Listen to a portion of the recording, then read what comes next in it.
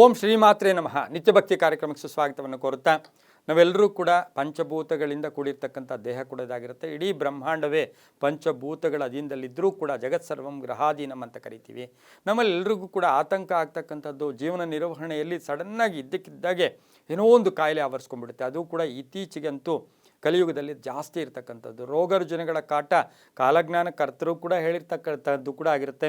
ಎಲ್ಲೋ ಒಂದು ಕಡೆ ತುಂಬ ಅತಿಯಾದ ರೋಗ ರುಜಿನಗಳಿಗೂ ಕೂಡ ಮನುಷ್ಯ ಸುತ್ತಾಗ್ತಾನೆ ಅಂತಕ್ಕಂಥ ಒಂದು ಕಾಲಜ್ಞಾನದ ಒಂದು ನುಡಿಯೂ ಕೂಡ ಆಗಿರ್ತಕ್ಕಂಥದ್ದಾಗಿರುತ್ತೆ. ಆ ಭವಿಷ್ಯವಾಣಿಗಳು ಕೂಡ ಅದೇ ರೀತಿ ನಡೀತಾ ಇರ್ತಕ್ಕಂಥದ್ದು. ಆದರೆ ನಮ್ಮಲ್ಲಿ ಏನಾಗಿದೆ, ಪ್ರತಿಯೊಂದಕ್ಕೂ ಕೂಡ ಈಗ ನಡೀತಾ ಇದೆಯಲ್ಲ, ಇದಕ್ಕೇನು ಒಂದು ಯಾಕೆ ನಡೀತಾ ಇದೆ, ಇದಕ್ಕೇನು ವಿಶೇಷಗಳು ಅಂತ ನೋಡೋಕೆ ಹೋದಾಗ ನಾವು ಇವತ್ತಿನ ದಿವಸ ನಮ್ಮ ರೋಗ ರುಜಿನಗಳಿಗೂ ಕೂಡ ನವಗ್ರಹಗಳೇ ಕಾರಣ. ಆ ನವಗ್ರಹಗಳಲ್ಲಿ ನಮ್ಮ ಸೂರ್ಯಾಯ ಚಂದ್ರಾಯ ಮಂಗಳಾಯ ಬುಧಾಯ ಚ ಗುರು ಶುಕ್ರ ಶನಿಭ್ಯಶ್ಚ ರಾಹುವೇ ಕೇತುವೆ ನಮಃ ಅಂತ ಕರಿತೀವಿ. ಆ ನವಗ್ರಹಗಳಲ್ಲಿ ಯಾವ ಗ್ರಹದಿಂದ ಯಾವ ಕಾಯಿಲೆ ಬರುತ್ತೆ, ಯಾವ ಗ್ರಹವನ್ನು ಶಾಂತಿ ಮಾಡ್ಕೋಬೇಕು, ಯಾವ ಗ್ರಹದ ಒಂದು ಮಂತ್ರವನ್ನು ಉಚ್ಚಾರಣೆ ಮಾಡ್ಕೋಬೇಕು ಅಂತಕ್ಕಂಥ ತಿಳ್ಕೊಂಬಿಟ್ರೆ ಭಾಳ ಸೂಕ್ಷ್ಮ ಆಗಿಬಿಡುತ್ತೆ. ಯಾಕೆಂದರೆ ನವಗ್ರಹಗಳು ಯಾವ ಕಾಯಿಲೆಗಳಿಗೆ ಕಾರಣೀಭೂತರಾಗಿರ್ತಕ್ಕಂಥದ್ದನ್ನು ಕೂಡ ನಾವು ನೋಡೋಣ. ರವಿ ಅಂದ ತಕ್ಷಣವೇ ಭಗವಾನ್ ಸೂರ್ಯನ ಹೆಸರು ಹೇಳಿದ ತಕ್ಷಣವೇ ಗ್ರಹರಾಜ. ಆ ಗ್ರಹರಾಜನನ್ನು ನಮ್ಮ ಜಾತಕದಲ್ಲಿರ್ಬೋದು, ನಮ್ಮ ಎಲ್ಲೋ ಒಂದು ಕಡೆ ನಮಗೆ ಆ ಒಂದು ಗ್ರಹದ ಒಂದು ಕಾಟದಿಂದ ಅಥವಾ ಗ್ರಹ ವೀಕ್ ಆಗಿದ್ದಿದ್ದೆ ಆದರೆ, ರವಿ ವೀಕ್ ಆಗಿದ್ದು, ರವಿ ನೀಚನಾಗಿದ್ದು, ರವಿ ತೊಂದರೆ ಅಥವಾ ಯಾವುದೋ ಪಾಪಗ್ರಹಗಳ ಜೊತೆ ಇದ್ದಂಥ ಸಂದರ್ಭದಲ್ಲಿ ನಮಗುಂಟಾಗ್ತಕ್ಕಂಥ ಕಾಯಿಲೆಗಳು ಯಾವುದು ಅಂತ ಹೇಳಿದ್ರೆ ಮುಖ್ಯವಾಗಿ ಬರ್ತಕ್ಕಂಥದ್ದೇ ಹೃದಯ ಕಾಯಿಲೆ. ಹೃದಯಕ್ಕೆ ಬಂದಾಗ ಅದಕ್ಕೆ ನಾವು ಆದಿತ್ಯ ಹೃದಯ ಹೇಳ್ಕೊಳ್ಳೋದು, ಸೂರ್ಯ ನಮಸ್ಕಾರ ಮಾಡೋದು ಎಲ್ಲ ಮಾಡ್ಕೊಂಡೋಗಿ ಹೋದಾಗ ತಕ್ಷಣ ಚೇಂಜಸ್ ಬರುತ್ತೆ. ಹೊಟ್ಟೆಗೆ ಸಂಬಂಧಿಸಿರ್ತಕ್ಕಂಥ ಕಾಯಿಲೆ, ಹೃದ್ರೋಗ ಬರುತ್ತೆ. ರಕ್ತದ ಕೆಲವೊಂದು ತೊಂದರೆಗಳು, ಪೂರ್ತಿ ರಕ್ತಕ್ಕೆ ರವಿ ಕಾರಣ ಅಲ್ಲ, ಆದರೂ ಕೂಡ ರಕ್ತದ ಕೆಲವೊಂದು ತೊಂದರೆಗಳು ಕೂಡ ಈ ಒಂದು ರವಿ ಗ್ರಹದ ಒಂದು ಎಲ್ಲೋ ಒಂದು ಕಡೆ ಆ ಒಂದು ನೀಚನಾಗಿದ್ದಾಗ, ವೀಕ್ ಇದ್ದಾಗ ಆಗತ್ತೆ. ಹಾಗಾಗಿ ಅದಕ್ಕೂ ಕೂಡ ಪರಿಹಾರಗಳನ್ನು ನಾವು ಗ್ರಹ ಶಾಂತಿ ಮಾಡಿಸ್ಕೋಬೋದು. ಇನ್ನು ಎರಡನೇದು ಚಂದ್ರಮಾ ಮನಸೋ ಜಾತಃ ಅಂತ ಕರಿತೀವಿ. ಚಂದ್ರ ಮನಃಕಾರಕನು. ಚಂದ್ರನು ವೀಕ್ ಆಗಿದ್ದಾಗ ನಮ್ಮ ಒಂದು ಜನ್ಮ ಜಾತಕದಲ್ಲಿ ಇದರಲ್ಲಿ ನಮಗೆ ಚಂದ್ರ ವೀಕ್ ಇದ್ದಾಗ ಏನೇನು ಕಾಯಿಲೆ ಬರುತ್ತೆ?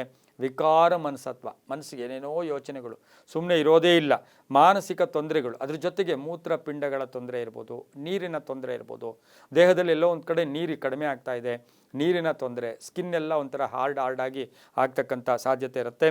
ಹಾಗಾಗಿ ಮತ್ತು ಹಲ್ಲುಗಳು, ಕಾಮಾಲೆ ಬರ್ತಕ್ಕಂಥದ್ದೆಲ್ಲ ಚಂದ್ರನಿಂದ ಬರುತ್ತೆ. ಶಿವನಿಗೆ ಅಭಿಷೇಕ ಮಾಡಿಸ್ಕೊಳ್ಳೋದು, ಶಿವನ ಪೂಜೆ ಮಾಡ್ಕೊಂಡಾಗ ತುಂಬ ಒಳ್ಳೆಯದಾಗುತ್ತೆ. ಇನ್ನು ಮಂಗಳಿನಿಂದ ಬರ್ತಕ್ಕಂಥದ್ದು ರಕ್ತ ಇರ್ಬೋದು, ಮೂಲ ವ್ಯಾಧಿಗಳಿರ್ಬೋದು, ಹಾಗೆಯೇ ವಿಷ ಆಹಾರಗಳು, ವಿಷ ಆಗ್ಬಿಡೋದು ದೇಹ, ಇವೆಲ್ಲವೂ ಕೂಡ ಮಂಗಳಿಂದ ಕೂಡ ಬರ್ತಾ ಇರುತ್ತೆ. ಸುಬ್ರಹ್ಮಣ್ಯನನ್ನು ಹೋಲಿಸ್ಕೊಂಡು ಸುಬ್ರಹ್ಮಣ್ಯ ಆರಾಧನೆ ಮಾಡ್ಕೊಳ್ಳೋದ್ರಿಂದ ಸಾಕಷ್ಟು ಒಳ್ಳೆಯದಾಗುತ್ತೆ.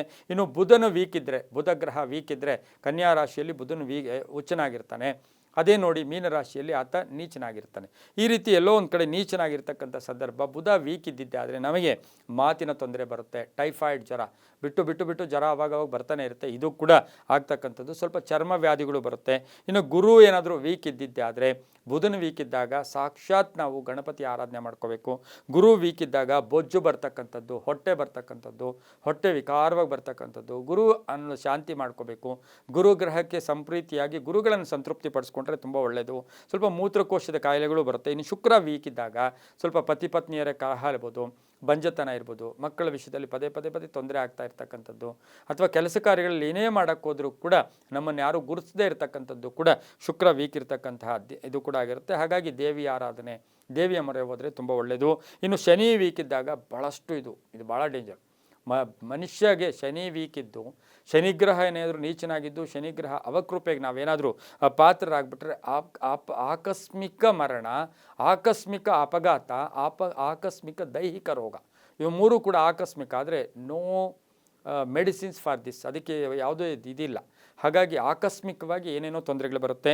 ಇನ್ನು ರಾಹು ಕೇತು ಇಬ್ಬರೂ ಕೂಡ ವೀಕ್ ಇದ್ದಾಗ ಪದೇ ಕಾಲು ನೋವುಗಳು ಬರೋದು, ದೇಹ ಎಲ್ಲ ನೋವಾಗ್ತಕ್ಕಂಥದ್ದು, ಯಾವ ವಿಷಯಗಳ ಬಗ್ಗೆ ಕೂಡ ಆಸಕ್ತಿ ಇಲ್ಲದೆ ಇರತಕ್ಕಂಥದ್ದು, ಹಠಾತ್ ಕೋಪ ಬರ್ತಕ್ಕಂಥದ್ದು, ಕೀಲುಗಳು ನೋವು, ಕೋಪ ಕೂಡ ಜಾಸ್ತಿ ಆಗೋದು. ಆಗ ರಾಹುಕೇತು ಇದ್ದಾಗ ಹನುಮನ ಸ್ಮರಣೆ ಮಾಡ್ಕೊಳ್ಳೋದ್ರಿಂದ ಸಾಕಷ್ಟು ಶುಭ ಆಗ್ತಕ್ಕಂಥದ್ದು.